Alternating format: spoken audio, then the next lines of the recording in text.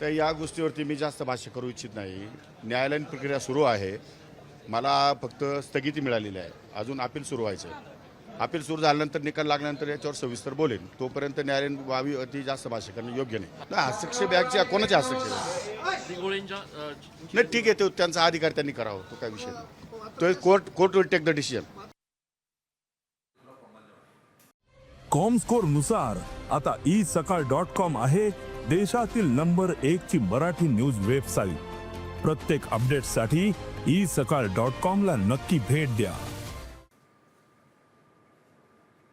सदनिका लाटण्याप्रकरणी कोकाटेंना 2 वर्षांची जेल आणि 50,000चा दंड.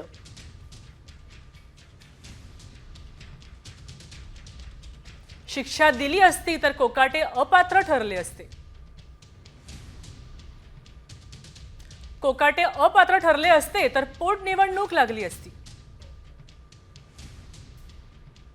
पोटनिवडणुकीमुळे जनतेचा पैसा खर्च झाला असता. जनतेचा खर्च टाळण्यासाठी कोकाटेंच्या शिक्षेला स्थगिती.